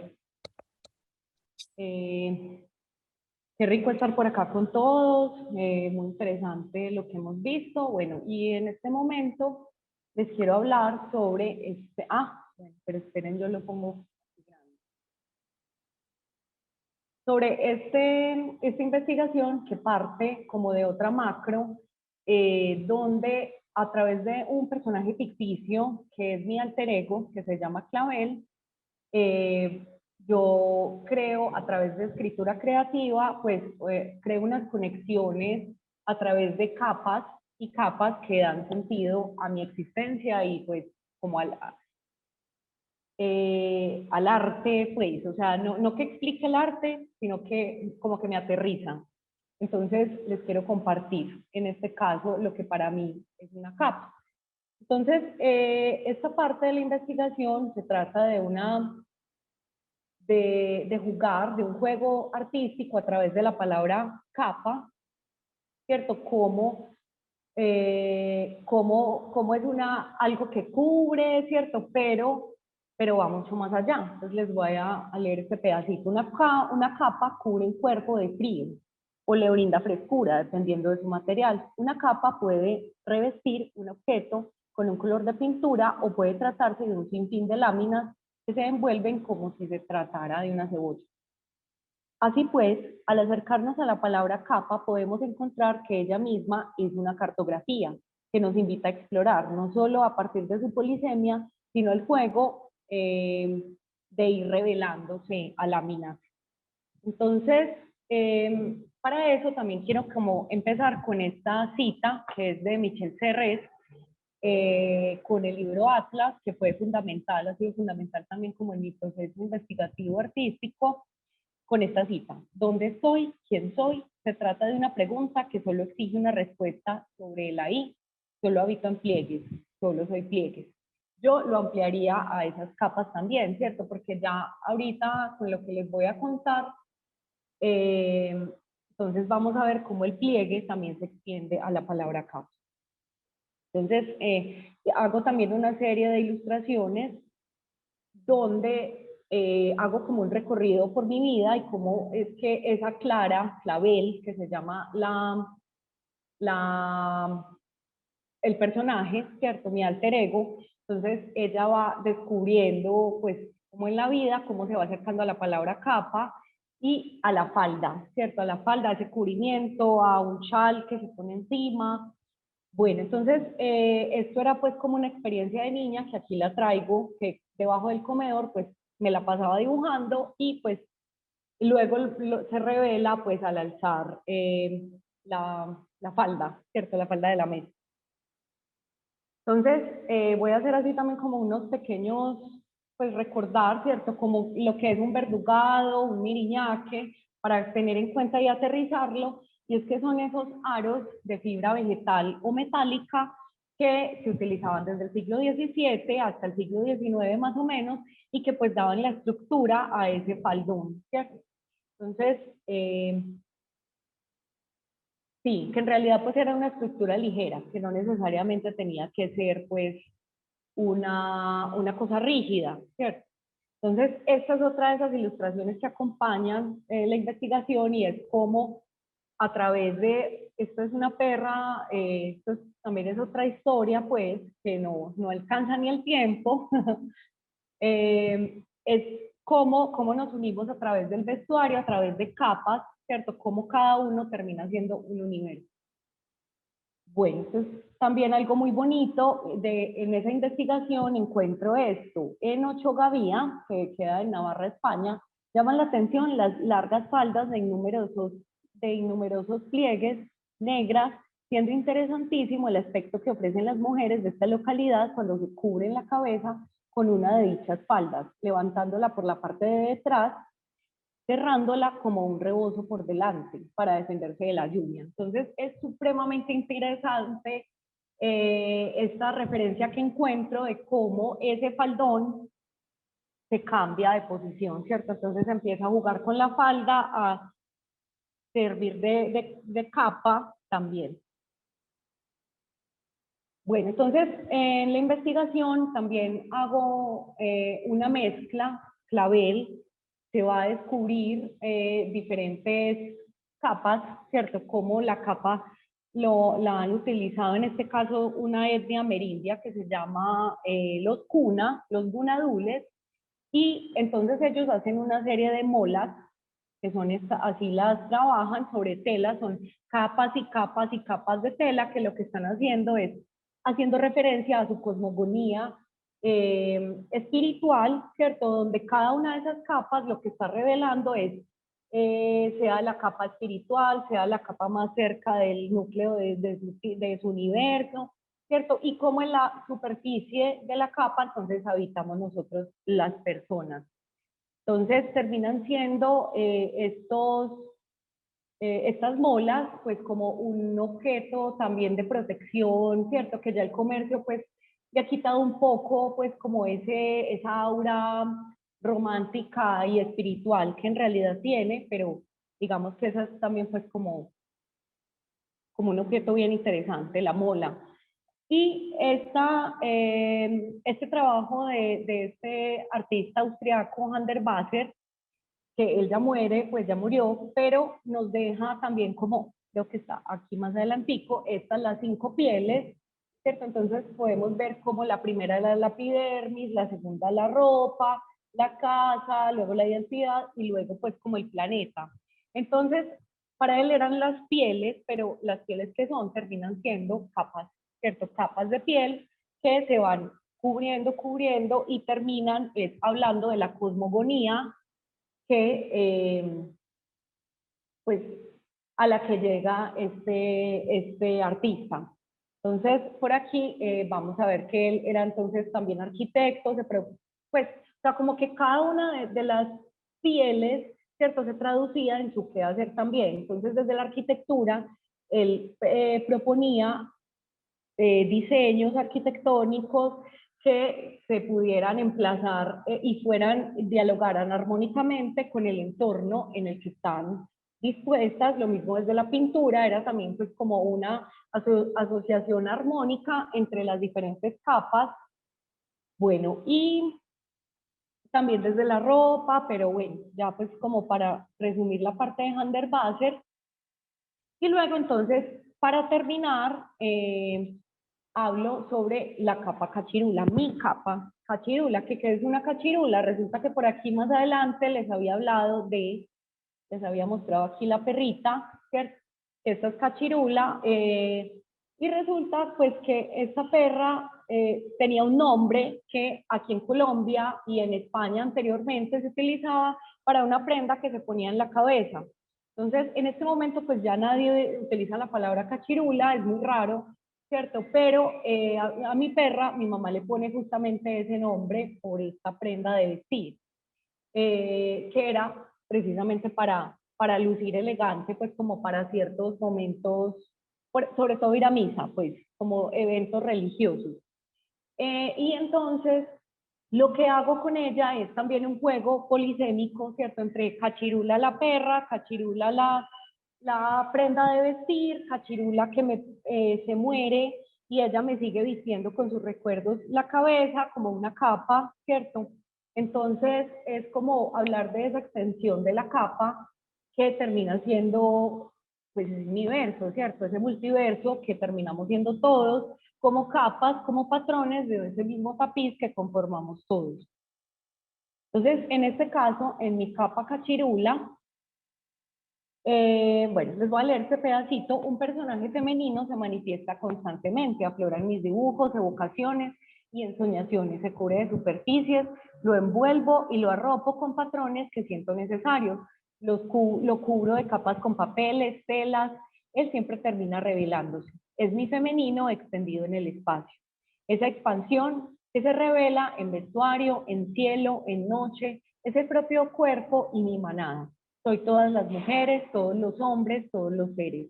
El vínculo ancestral se presenta, cosido con hilos, líneas, ensambles, agujeros que me dejan viajar entre ellos, capas y capas, mantillas, faldas que resguardan la fuerza inagotable de mi ser. Pues que ese ser termina siendo todos ustedes, todo lo que está aquí. Entonces, en ese caso, pues elaboro lo que es, aquí les cuento pues cómo era Clavel, ese personaje se encuentra con las molas, pues con estos personajes indígenas, con Hans der Basser, con diferentes autores también, con pinturas surrealistas, en fin.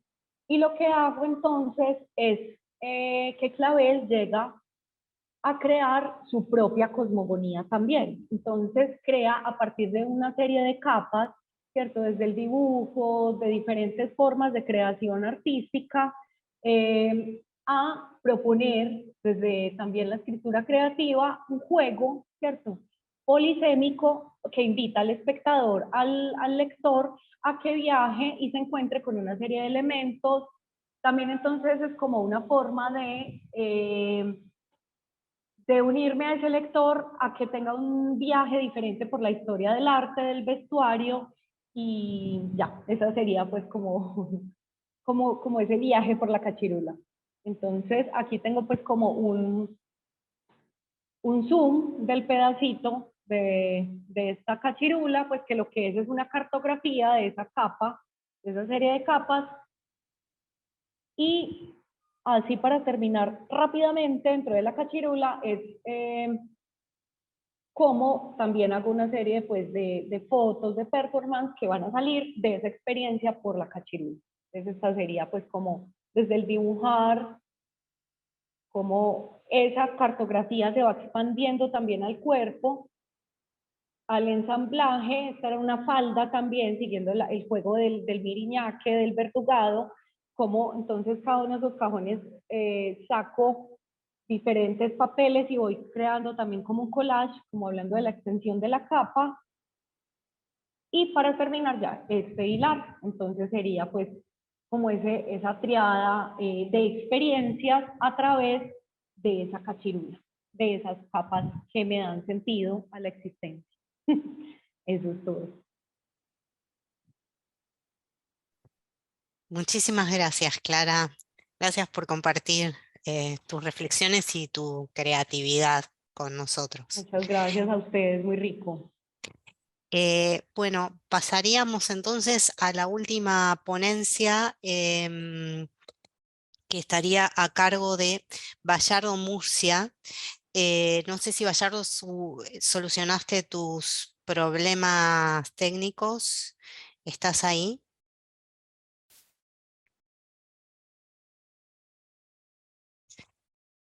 Hola. Hola, Camila, yo no lo veo. Se desconectó. perdón, justo fui al baño. ¿Quién se desconectó? Bayardo Murcia pidió pasar último porque tenía unos problemas técnicos y sería acá, mira, acá abajo yo lo veo. Sí, con Martín, listo. Ahora sí debería poder. Ahora sí, ya estoy acá. Es que Ah, bueno, perfecto. no me Entonces, estaban dando permiso en sala. Ya resolví mis problemas técnicos. Gracias. perfecto. Entonces, si Perfecto. estás listo, te presento. Perfecto. Bayardo digas. Murcia es de la Corporación Universitaria Taller 5 del Centro de Diseño de Colombia y nos va a presentar su trabajo, la fotografía digital construida como obra gráfica y expresión artística. Así que, si estás listo, te escuchamos. Perfecto. ¿Estoy compartiendo pantalla? Ahí todavía no apareció, pero sí No, no sé me que se están está. permitiendo. Dice que el anfitrión no me permite. Ahí está, compartida. Ya, Sí, perfecto. la vemos perfecto. Bueno, este trabajo inicia básicamente porque soy fotógrafo y soy diseñador gráfico y eso me permite tener dos visiones acerca de la distribución de los elementos y la composición en la fotografía. Como docente de 23, 24 años de experiencia, en algunas áreas siempre el diseño y la fotografía se han mantenido aislados. En mis cátedras, que es lo que estoy incorporando, es llevando al chico a que encuentre que buena parte de lo que hacemos en composición fotográfica ya está basado en la historia del arte y ya está basado en el diseño.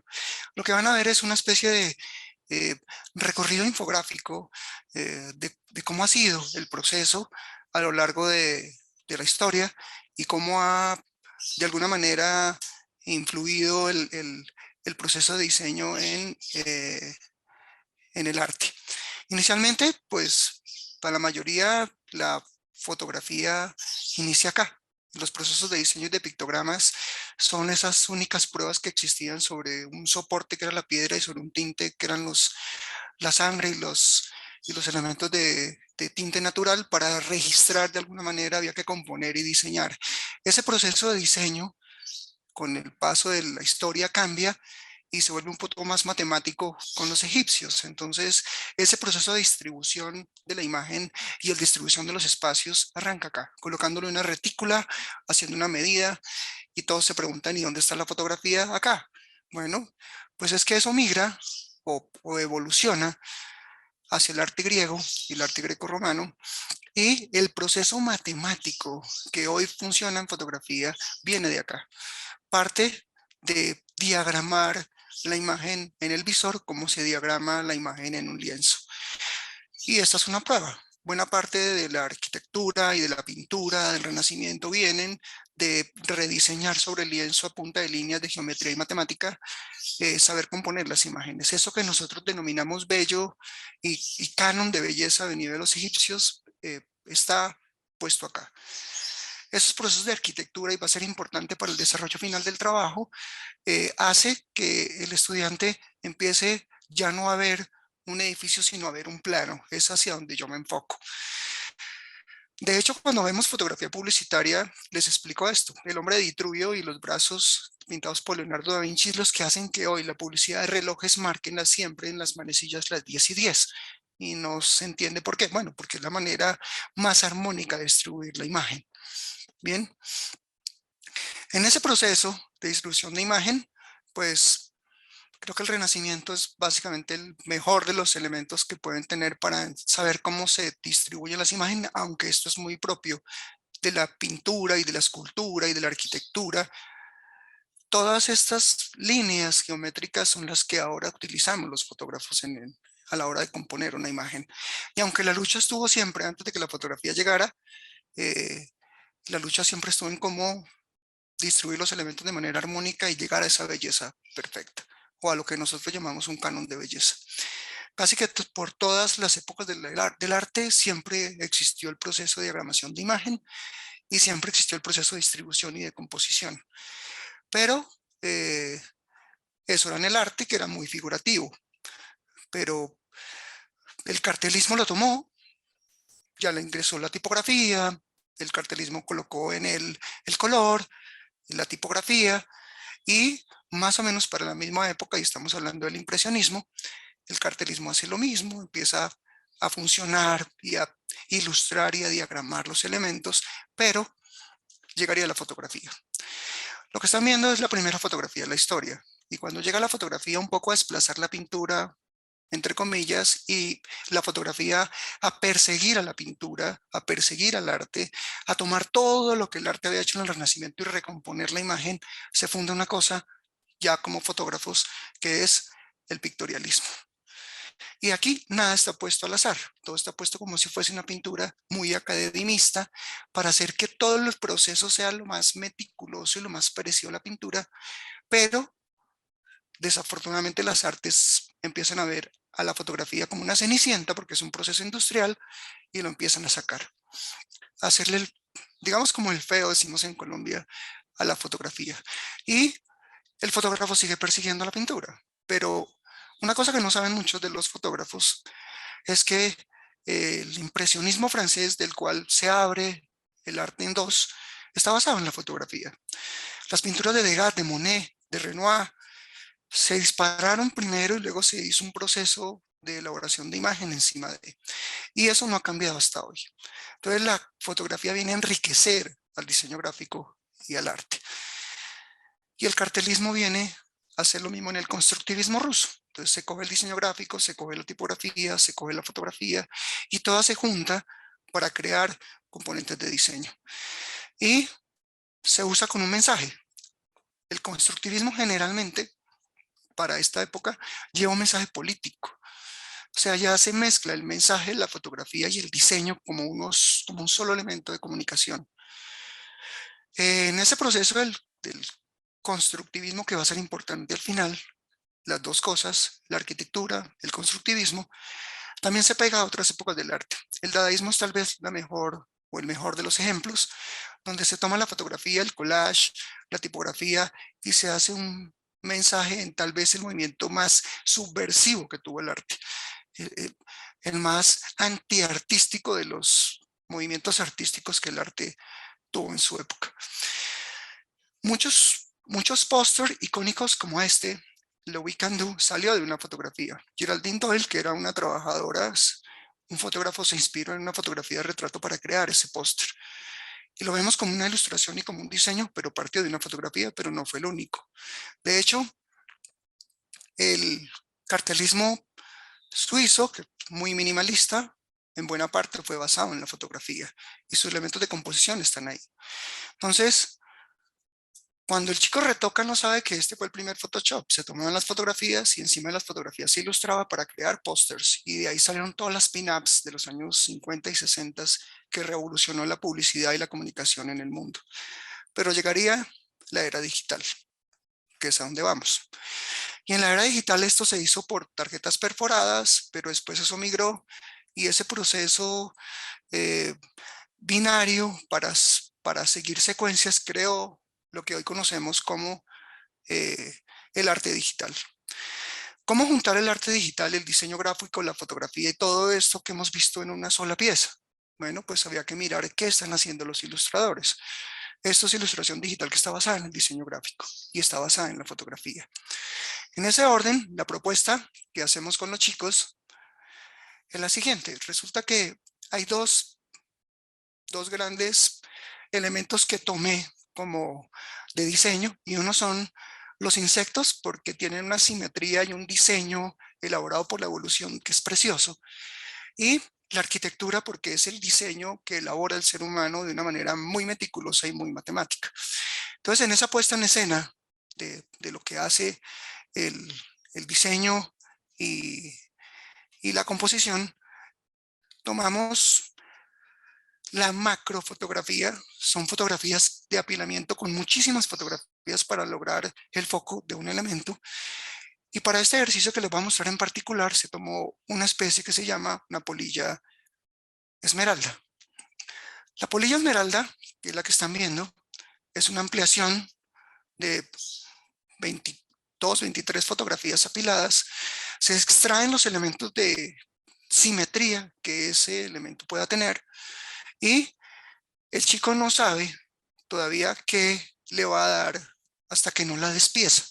Entonces este es un despiece donde se buscan elementos de composición simétrica donde puedan elaborarlas y luego con eso se arma una composición. Nunca se sabe qué va a salir hasta que no se elabora. Es un proceso de investigación-creación. El resultado finalmente pues, pueden ser infinitos porque depende de qué piezas se tomen y qué se haga con ellas. Es este. Entonces, el fotógrafo, a pesar de ser fotógrafo, ese proceso de incursión en el diseño del constructivismo que ya vimos, empieza a elaborar piezas así. Yo le llamo como una especie de mandala. A la gente no le gustan mucho los insectos, pero cuando los ve de esta manera, los ve distintos. Entonces aquí hay una simetría, hay un juego de rotación de elementos, hay una simetría radial, se juega con el despiece, se juega con el color, se juega con los fondos. Y eso lo llevamos como un proceso, de nuevo, del constructivismo a que se ha aplicado a algo. Y eso se lleva a elementos cotidianos que le permiten ser elementos decorativos como estos, o incluso poderlo sacar a piezas, a prendas. Esta que es un chinche de algodón, tiene un proceso similar, parecido al que acabo de explicar, con el cual se extraen esas mismas piezas y terminan llevando el diseño a algo decorativo o algo donde ese diseño no quede simplemente como una obra de arte, sino que se pueda usar. Entonces las piezas son muchas. Se puede llevar a elementos tan cotidianos como estos. El otro elemento es la arquitectura, que ya no es el insecto que sacó la naturaleza, sino un elemento arquitectónico. Y termino con esto. Esto es una fotografía de una iglesia en Bogotá, que termina por un proceso de constructivismo, convirtiéndose en esto, por postproducción digital, y que va aplicado a piezas comunes y corrientes de casa como estas. Muchísimas gracias, muy amables por su tiempo. Un saludo desde Colombia. Bueno, muchísimas gracias. Muy interesante tu presentación y el trabajo que estás haciendo con tus estudiantes.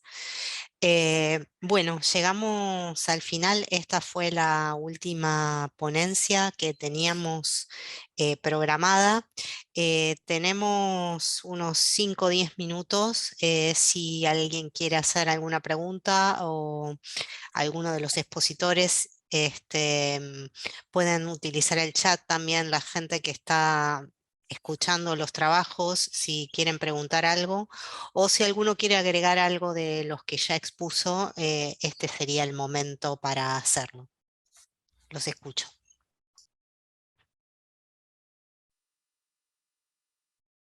No, bueno. Acá Camila les dejó en el chat el link en donde ustedes van a poder encontrar esta conferencia grabada a partir del 5 de septiembre, y también les dejó otro link hacia el Instituto de Investigación de acá de la Facultad de Diseño y Comunicación de la Universidad de Palermo. Así que si alguno gusta ponerse en contacto con los equipos de investigación de la facultad, o desea también consultar los materiales publicados, pueden entrar a ese link. Y bueno, y tener en cuenta también que esta mesa fue grabada completamente y va a estar en el canal de YouTube a partir del 5 de septiembre, y van a poder contar con ellas y disponer de ellas para compartirlas como ustedes consideren. Si nadie tiene más nada que agregar, entonces estaríamos acá levantando la sesión. Bueno, muy bien. Les agradezco entonces a todos por sus presentaciones, por sus trabajos, por compartirlos acá con nosotros. Y los invito a que sigan en el Congreso. Hay muchas otras mesas y trabajos esperando en otras comisiones. Perdón, muchísimas gracias. Gracias, buenas tardes. Gracias, buenas tardes. Hasta luego. Muchas gracias.